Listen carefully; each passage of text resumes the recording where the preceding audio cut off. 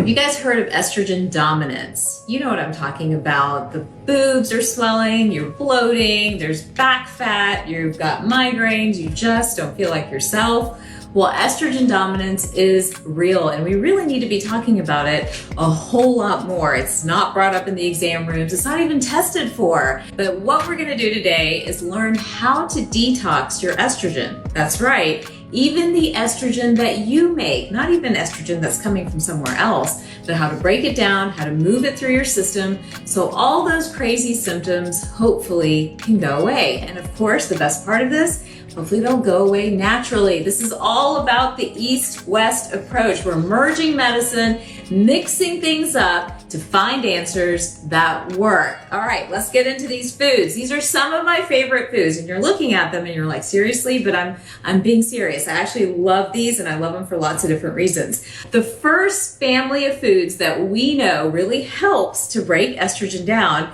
is the entire family of cruciferous vegetables. Now say that 5 times and you win a prize. Just kidding. The cruciferous vegetables, we're talking about kale, which you see here, broccoli, cauliflower, Brussels sprouts. That entire family actually has a compound in it. Here's another big word. I should do quizzes at the end of these, but here's another big word, indole 3-carbinol. And that's actually a compound that helps to take estrogen from point A and move it to point B, working through your system so that the estrogen is used in the right way. If that's not happening, we're back to breast tenderness, bloating, migraines, headaches, and worst of all, diseases of inflammation that none of us want. So getting these cruciferous vegetables in is key. Now there's so many great ways to use these. Some of you like them raw, which is great. Some of you like to blend them, and yes, you can even blend cruciferous vegetables into a green smoothie. So I love green smoothies. It's an easy way to get them in. Sometimes I'll do about 3 or 4 a week and make sure to include something from the cruciferous family in there. Kale is usually my go-to because it's pretty easy. Now let's say you don't like that raw, that sort of bitter taste. Well, you can steam this, right? You can steam any of these vegetables. You can cook them lightly. And one of my newest favorite ways of having all of these is using the air fryer. I have become like an air fryer fanatic where I'll chop everything up, add some olive oil, add my favorite seasonings, mix it all together, and literally it's 8 minutes in the air fryer at about 350 or 400 degrees. Take it out. You've got yummy cruciferous vegetables for days, and you won't even crave those crazy potato chips anymore, I promise. And if you do, let me know and we'll figure that one out too. So the cruciferous vegetables, really great with helping you to break estrogen down. Well, let's move on.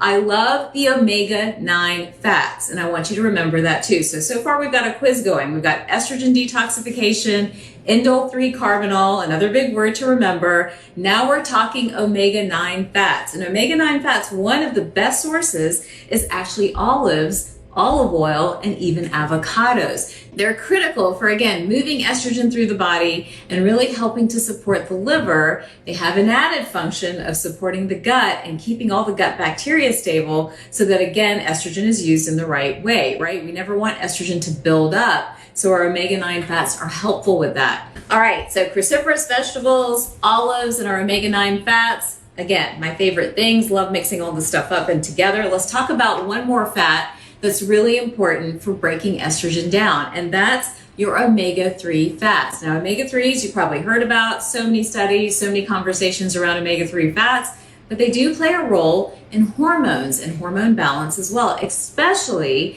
when we're talking about estrogen. Now, one more sidebar on estrogen here. Now, we're not just making estrogen. Many people think, well, you know, I'm in menopause or I'm on the pill, my estrogen levels don't matter. It matters because it's not just the estrogen in your body, it's also the estrogen that you're getting outside of your body. Remember, all the toxins in our environment are exogenous or outside estrogen. So really understanding this concept is so important to prevent what I've been calling dirty livers and dirty hormones. So the omega-3 fats are going to be found naturally in foods like salmon, tuna, your chia seeds, all of these foods, trying to include at least 2 or 3 times a week. Really important for hormone balance and for estrogen detoxification. And again, salmon, so many fun things to do with it. I like the air fryer. You can broil it, you can bake it, you can steam it. Again, have fun with food and learn to get in the kitchen, because so many of our remedies, our natural remedies especially, are right here in the kitchen.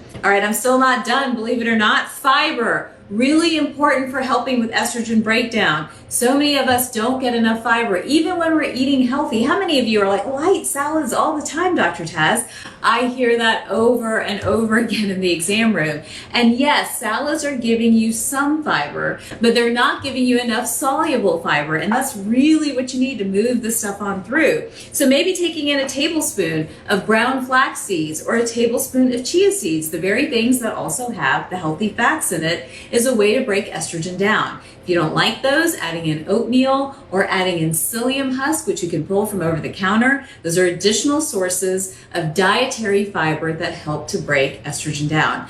Now, not to geek out for a minute, but I'm a geek, so I have to do this. But when we don't get enough fiber, I get all these great stool tests and tests of the microbiome back that I get to look at day in and day out at Center Spring MD. We will see that patients that don't get enough fiber actually have problems with ruminococcus. I love all the big words I'm using today. Ruminococcus, which is a gut bacteria that is involved in estrogen metabolism. So hopefully you're seeing all the connections, right? Food determines our gut health, determines our microbial health, determines what's happening with estrogen, influences what the liver is going to do, and really hopefully prevents us from having dirty hormones and dirty livers. All right, now speaking of gut health, we got to dive into another category. The gut is essential for hormone breakdown and hormone detoxification. And so many people think it's okay to walk around bloated or with an unhealthy gut or with IBS. It's simply not true.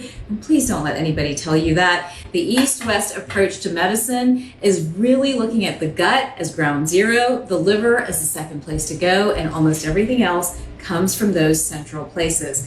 Now, how do we balance that gut? How do we balance the gut bacteria that we were just talking about?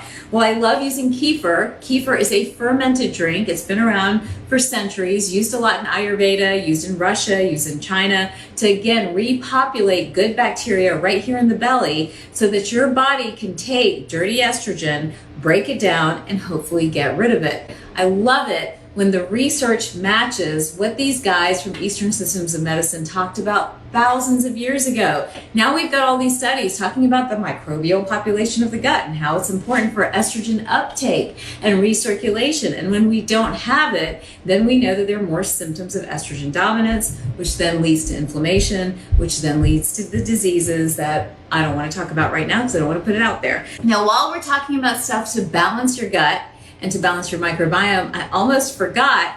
I have a treat for you guys. How many of you are fermenting your veggies? Yummy, right? So this is actually kimchi, which is fermented cabbage, sauerkraut as well. And both of these have a very strong taste. In fact, my team was like, please put those away. It tastes terrible, but I actually like it. But again, these are ways to get in and repopulate the gut flora, get that bacteria right to where it needs to be so that hopefully you can metabolize your hormones effectively and you're not a victim of a dirty liver, dirty hormones, or estrogen dominance.